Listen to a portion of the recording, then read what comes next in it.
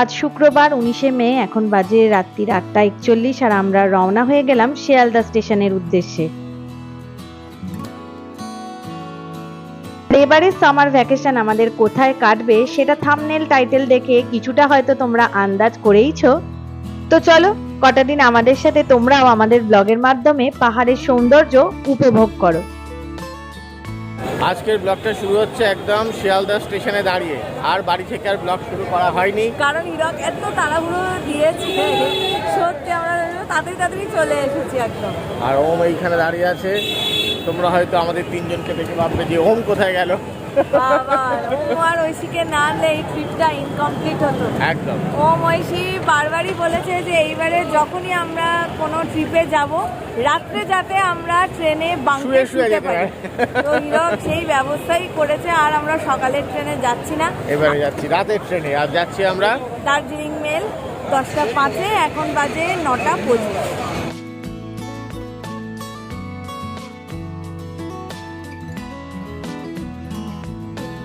Train আমাদের দিয়ে দিয়েছে, 12 নম্বর প্ল্যাটফর্মে রয়েছে। আর ট্রেনে ওঠার আগে আর কোনো খাবার দাবার নিলাম না, বাড়ি থেকে আমরা ডিনার করেই এসেছি, শুধু 2 বোতল জল নিয়ে নিলাম।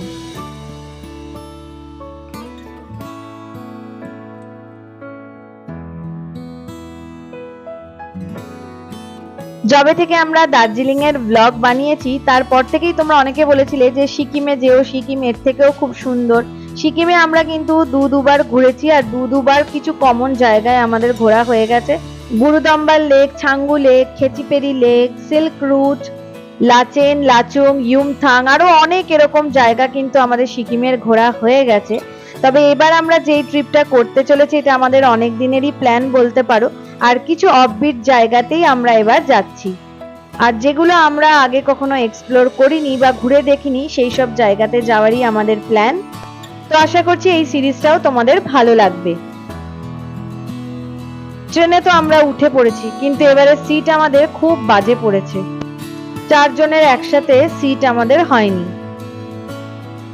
ট্রেন ছাড়ার আগেই আমাদের সব বেডিং চলে এসেছে।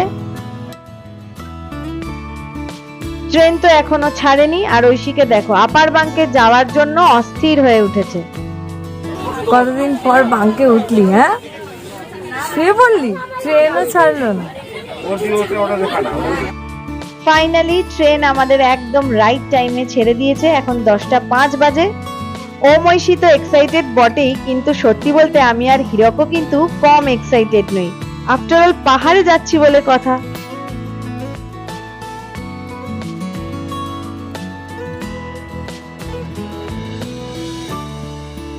ঐশী আর ওয়েট করতে পারছে না, ঐশী শুয়ে পড়ছে। ওম এদিকে নিজের বিছানা করে নিচ্ছে, আর মুখের হাসিটা দেখো। ট্রেন জার্নি যে ওদের কি পছন্দের তোমাদের বলে বোঝাতে পারবো না। তুমি বসেই বা কি করবে? বসে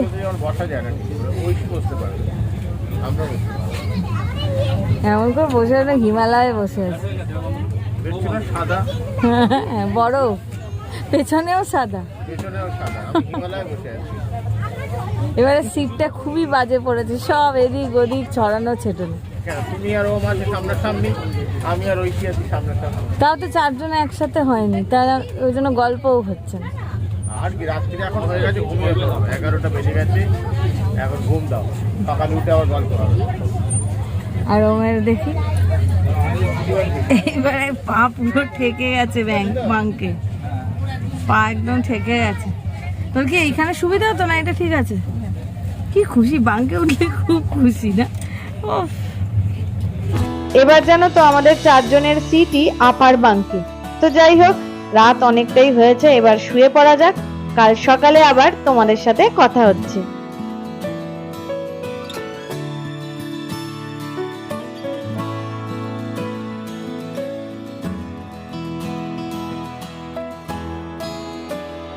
সকালবেলা চোখ খুলতে না খুলতেই দেখি ট্রেন একদম এনজিপিতে এসে পৌঁছে গেছে।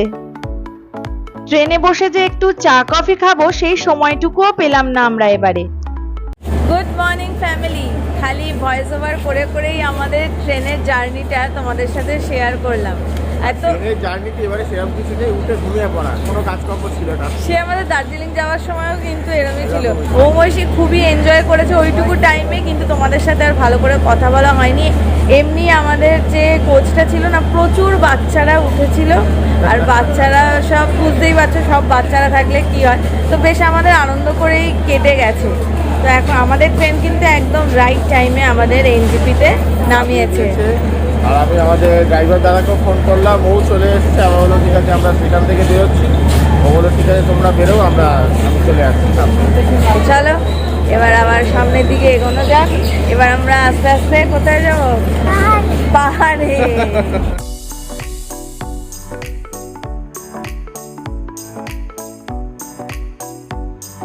আমরা এখন গাড়ির দিকেই যাচ্ছি, আর আমাদের সাথে ড্রাইভার ভাইয়া মানে জিকমি ভাইয়ার সাথে আমাদের দেখা হয়ে গেল। আর এই আমাদের গাড়ি, এখন বেশ কিছুদিন এই গাড়ি আমাদের সাথে থাকবে। আর হ্যাঁ, সবকিছুর ডিটেলস কিন্তু ডেসক্রিপশনে দেওয়া থাকবে, তোমরা চেক করে নিও। সকাল এখন 8:30, এনজিপি থেকে আমরা রওনা হলাম আমাদের ডেস্টিনেশনের দিকে। এইবারের রাস্তাটা কিন্তু একদমই আলাদা। সেই 13-14 সালে বোধহয় আমরা লাস্ট সিকিমে এসেছিলাম, তখন এই রাস্তা দিয়ে গেছিলাম। ওমের হালকা কিছু স্মৃতিতে থাকলেও ঐশীর তো কিছুই মনে নেই, তাই ঐশী অস্থির হয়ে যাচ্ছে যে কখন পাহাড় দেখবো।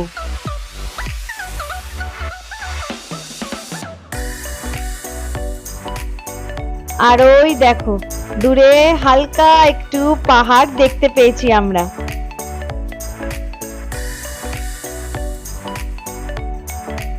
একটু পাহাড় দেখেই আমাদের মন একদম চনমনে হয়ে গেছে। আর ঐশী তো মাথা খারাপ করে দিচ্ছে, জানো না, কাল থেকে তো বলে আছে কখন ট্রেনে উঠবো, কখন ট্রেনে উঠবো। ট্রেনে উঠেই বাঙ্ক যেই হয়ে গেল, এখন কখন পাহাড় দেখবো, কখন পাহাড় দেখবো। এখন আমরা সেবক রোডের রেলগেটটা যেটা আছে ওখানে দাঁড়িয়ে রয়েছি। সেবক রেলগেটটা পার হওয়ার পরেই সিনারিওটা কিন্তু একদম চেঞ্জ হয়ে গেল।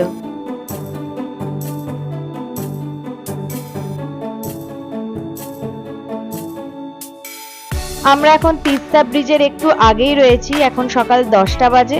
আর আমরা এখন এখানে করে নেব ব্রেকফাস্টে খেয়ে নিয়েছি, আর বেশি চিন্তা ভাবনা করতে হয়নি। স্পেশালি ওমশি তো 1 মিনিটও চিন্তা ভাবনা করেনি, বুঝতেই পেরে গেছো পাহাড়ে আসলে ওরা কি খায়। আজ থেকে শুরু হয়ে গেল ওদের মোমো খাওয়া। ব্রেকফাস্টে মোমো তো রয়েছে, আর হিরক নিয়ে নিয়েছে সুপি ম্যাগি। ব্রেকফাস্ট খেয়ে নিয়েই তিস্তা নদীর পাশ দিয়ে আমরা চলেছি এখন আমাদের গন্তব্যের দিকে। সকাল 11টা, ব্রেকফাস্ট খেয়ে রওনা হলাম, কিন্তু তিস্তা বাজারের আগে বিশাল জ্যাম। সামনে রাস্তার কাজ হচ্ছে যেহেতু, সেই কারণে জ্যামটা একটু বেশি। একদিকের গাড়ি ছাড়ছে, এদিকেরগুলো ছেড়ে দিচ্ছে, আমাদেরটা এখন আটকে রেখেছে। আবার আমাদেরটা যখন ছাড়বে তখন ওদিক থেকে আবার আটকে রাখবে। আর রাস্তায় যেহেতু কাজ হচ্ছে, তাই রাস্তাটা প্রচন্ড বাজে অবস্থায় রয়েছে, ধুলোয় ধুলো আর এবড়ো খেবড়ো।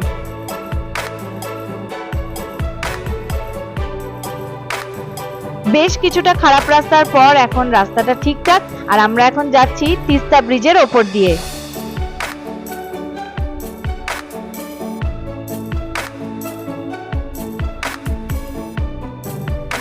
তিস্তা ব্রিজ ক্রস করার কিছুক্ষণ পরেই চলে আসলো জওহরলাল নেহেরু ব্রিজ।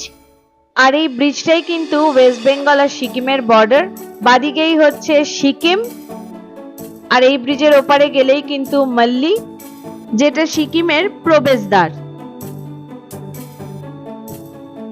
ফাইনালি আমরা এখন সিকিমে ঢুকছি। সিকিমের মানে হচ্ছে নতুন ঘর বা নতুন জায়গা।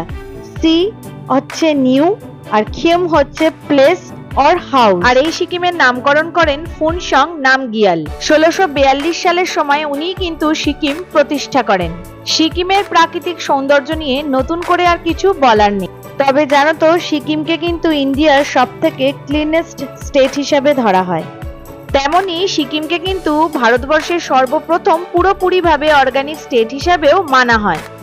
সিকিম থেকে যেমন আমাদের ইন্ডিয়ার হাইয়েস্ট পিক কাঞ্চনজঙ্ঘার অপরূপ সৌন্দর্য দেখতে পাওয়া যায়, তেমনি ইন্ডিয়ার হাইয়েস্ট লেক গুরুদম্বার লেক কিন্তু এই সিকিমেই অবস্থিত। এখন বাজে বেলা 12:20 আর আমরা এখন জোরথাং ক্রস করছি।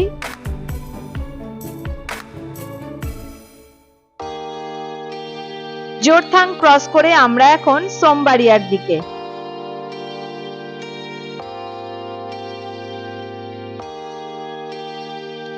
সোমবাড়িয়া ব্রিজ ক্রস করার পরেই আমরা বাদিকের রাস্তাটা দিয়ে চলে যাব আমাদের আজকের গন্তব্যের দিকে, ওয়েস্ট সিকিমের ছোট্ট একটা সুন্দর গ্রাম ওখরেতে। এনজিপি থেকে ওখরের দূরত্ব কিন্তু 125 কিলোমিটার, সময় লাগে উইদাউট ব্রেক 5 ঘন্টা মতো।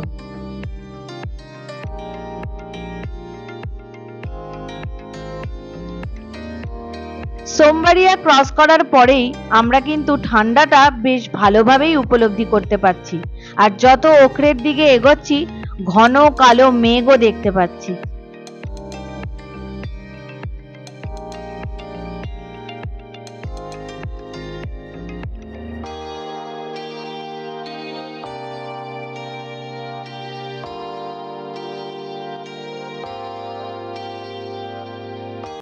ঐশী দেখছে ওখরের টেম্পারেচার, ওখানে কিন্তু আগে থেকেই আমরা দেখেছিলাম যে বৃষ্টি হবে 100%, তো এখন তো বৃষ্টি হচ্ছেই। আর ওম আছে ওমের চিন্তায়, আইপিএল খেলার চিন্তায়। প্রত্যেক মে মাসেই ওমের এটা হয়, যেখানেই যে আমাকে খালি বলে মাম্মা নেট থাকবে তো, নেট থাকবে তো। পাহাড়ের আঁকাবাঁকা পথ ধরে আর অপরূপ প্রাকৃতিক সৌন্দর্য দেখতে দেখতে আমরা কিন্তু ওখরের খুব কাছাকাছি এসে পৌঁছেছি। রাস্তায় কোথাও কোথাও হালকা বৃষ্টি, আবার কোথাও কোথাও হালকা রোদও পেয়েছি। অবশেষে আমরা আমাদের ওখরের হোমস্টেতে এসে পৌঁছালাম, আর এখানে এসে দেখলাম বৃষ্টি কিন্তু একদমই হচ্ছে না। হিরাক একদম ঠিক বলেছিল, ঠিক 2টোর সময় আমরা পৌঁছাবো। এখন ঠিক 2টো বাজে আমরা আমাদের ডেস্টিনেশনে এসে পৌঁছে গেছি ওখরেতে। আর আমরা কোথায় আছি সব তোমাদেরকে ডিটেলে শেয়ার করব নেক্সট ব্লগে।